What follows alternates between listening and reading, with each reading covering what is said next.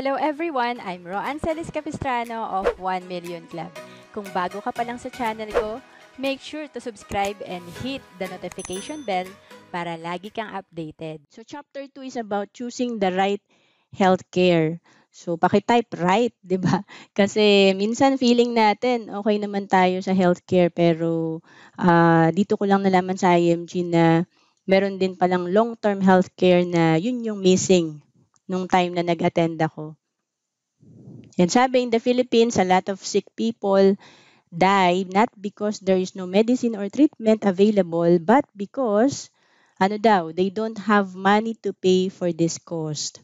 'Di ba? So pag nagkasakit talaga, sobrang mahal, no? Like yung anak ko na dengue siya nung 2019 and I think mga 3 to 4 days lang kami sa hospital, nasa 21,000 na agad yung kanyang yung aming bills, no? Pero ano yun, no? Hindi malalang dengue. Kumbaga parang ano lang talaga, more on laboratory, minomonitor lang yung kondisyon niya, no? So, paano pa pag major illness na, 'di ba? So, ayan, sabi nga dito, kumakain talaga siya ng major part ng ating expense. And sabi nga, ensure proper healthcare protection. Know if you have enough healthcare coverage in case you get sick. Ayan. So again, may healthcare tayo pero naintindihan ba natin yung coverage? And sabi, kailangan may short-term tayo and long-term care coverage. And pati din yung spouse natin and mga anak or family members, make sure din na meron din silang healthcare coverage. So yan, tinatanong no, what is more important, healthcare fund or memorial fund? 'Di ba? So, pag kasi tinitignan natin, no, yung iba talagang mas inuna nila yung memorial ano nila, no, coverage. Pero yun nga, syempre bago naman tayo mawala, dadaan talaga tayo sa ospital. So, importante, no, meron din tayong healthcare. And tingnan natin kung ano yung mga pagkakaiba, no? Kasi usually ang alam lang natin yung short-term healthcare. So sabi, this is also known as the traditional HMO. So again, Health Maintenance Organization. Generally, it has no life insurance coverage. So pakitype nga po dito na ST, 'di ba? Meaning short-term, kung may short-term healthcare kayo. Kasi ganyan din naman, no? Nung nagwo-work ako talagang maganda ang short-term healthcare ko kasi usually yan naman yung binibigay sa ating benefit sa company. And sabi dito, there may be a yearly increase of premium upon renewal. So hindi natin nararamdaman yung pag-increase ng premium kasi nga usually company naman nagbabayad. However, renewal is not guaranteed, especially when there are high claims. So nag-work din po kasi ako sa malaking HMO company before sa accounting. So, chine-check po talaga yung mga claims and hindi na po nare-renew yung mga matataas talaga yung naging availment na company. And HMOs cover only up to age 60. And there is no return of premiums for non-utilization. So again, kapag sinabing short-term healthcare, kaya tinawag na short-term, ano ibig sabihin? Panandalian lang tayo mako-cover habang tayo ay bata pa, nagwo-work pa. Pero pagka older age natin, ito yung mawawala na. Kasi hanggang age 60 lang siya. And senior care. This type of healthcare works similarly to the short-term coverage except that it covers ages beyond 60. It's an additional type of HMO and it's the most expensive program. So renewal is also not guaranteed. So may tinatawag din na senior care.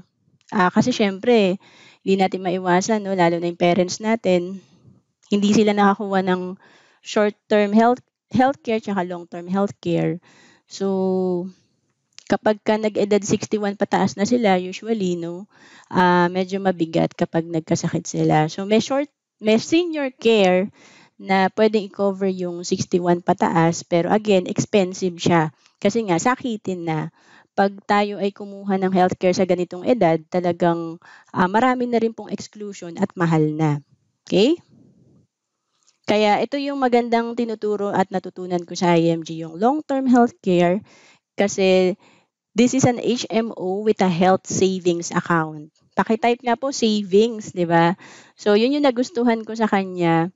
'Pag hindi ka nagkakasakit, magiging savings mo din siya. It has a fixed premium program, usually 7 years, which matures in 20 years. It comes with a four-way insurance coverage together with the long-term healthcare plan. So mamaya medyo isa-isahin natin yan, no? And renewal is guaranteed and also unused health fund accumulates with interest. So again, dahil saving siya, pag may hindi tayo nagagamit na coverage or healthcare benefit, ang ganda kasi napupunta siya sa health fund natin, may interest. It may cover beyond age 60 with long-term care growth. So, kaya tayo kumukuha ng long-term healthcare. Ito yung supplement natin sa ating short-term healthcare. Kung meron man tayo ngayon na short-term healthcare from our company, hindi tayo nag-worry kapag ka nag-resign tayo, kapag tayo ay nag-retire, may coverage pa rin tayo kasi nandun yung nakapag-ipon na tayo sa long-term care natin. Ayan, so pag-usapan natin yung ilan sa mga benepisyo ng long-term care. Sabi dito, a guaranteed benefits which you can use after 20 years, whatever sickness you have, or you can also use it at age 70 onwards. So again, may peace of mind tayo kasi hindi naman natin hawak no, na habang buhay, employed tayo, anytime pwede tayong mawalan ng trabaho, or syempre, pagka kasi kahit magaling ka sa company, pwede ka rin talagang dadating yung time na magre-retire ka din, 'di ba? Or meron pa nga tinatawag na early retirement na program sa company pag talagang gusto na nila magbawas ng mga matatanda na employees, no?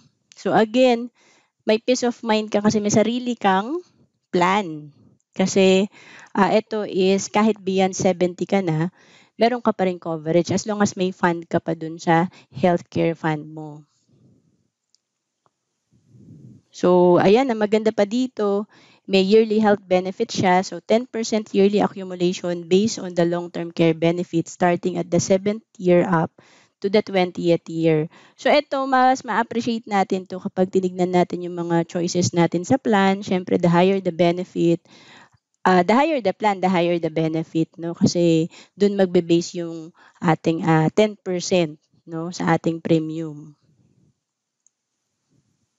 So, long-term care bonus, ito yung maganda rin sa feature ng long-term healthcare kasi if no claim was made during the accumulation period, 85% of premiums paid will be given back at the end of the 20th year, making it cost-free, di ba? So, kaya siya tinawag na savings kasi habang ikaw ay naguhulog, for example, for 7 years, hindi mo nagamit yung healthcare benefit mo, so ibabalik sa'yo on the 20th year yung up to 85% ng binayad mo. So, yun nga, ang ganda dito sa libro na to, na-appreciate ko nga mas lalo yung long term kasi sabi, cost-free na siya. 'Di ba? Kasi sinave mo lang, tumubo pa yung pera mo, may healthcare coverage ka pa. So, marami tayong mga accredited hospitals and clinics. Sabi dito, no, may access na tayo dun sa 1,000 doctors na accredited, over 500 hospitals pa, no? And again, cost-free health benefits kasi with return of premium for non-utilization.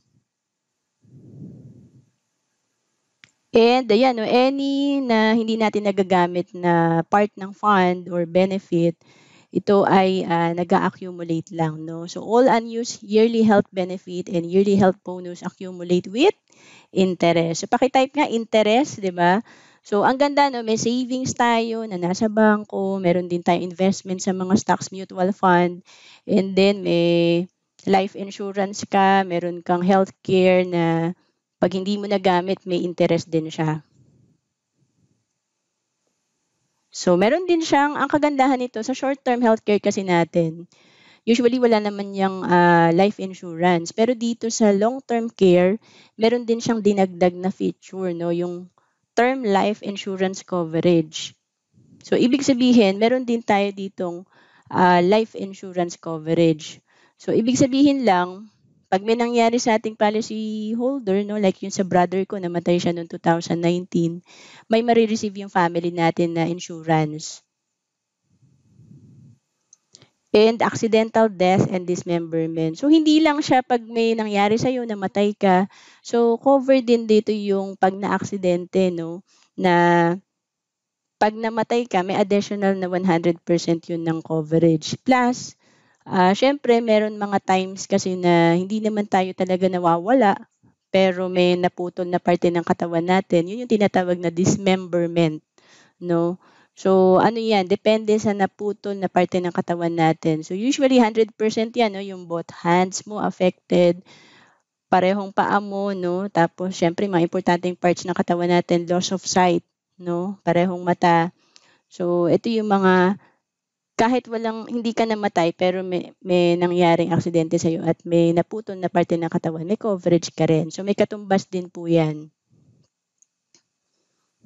And waiver of installment due to death or credit life, ito yung pag may nangyari sa'yo, ma-waive na yung installment or balance ng plan mo.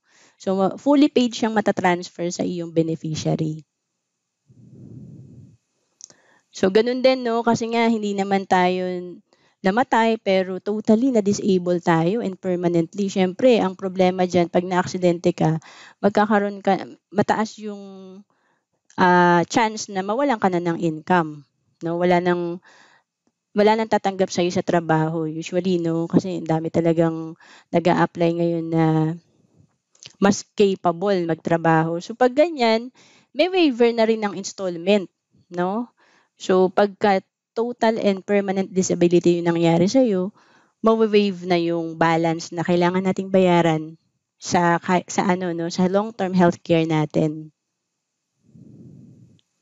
Ayan, so i-check natin yung healthcare na meron tayo. Does it have both short-term and long-term healthcare coverage? So, dapat yes. Does it have guaranteed renewal? Again, ang kagandahan kasi pagka kumuha tayo ng maaga, no, or ngayon na, no, kumbaga, habang insurable pa tayo, it's a privilege na makakuha na tayo, no, kasi may mga nakakausap din ako na kahit na gusto nila magbayad ng 60,000 per year or doble pa dun sa minimum na premium, 'di ba? Hindi na rin sila pwede, no, kasi nga hindi ka na i-accept dito kapag kasakitin ka na or meron ka ng record sa hospital. Does it have guaranteed savings and investment? So again, yan yung maganda sa long-term healthcare. May savings ka na rin at tumutubo rin yung savings mo kaya nagiging investment din siya. So does it have life insurance or protection? Yes din kasi meron kang usually 20 years yan na life insurance coverage.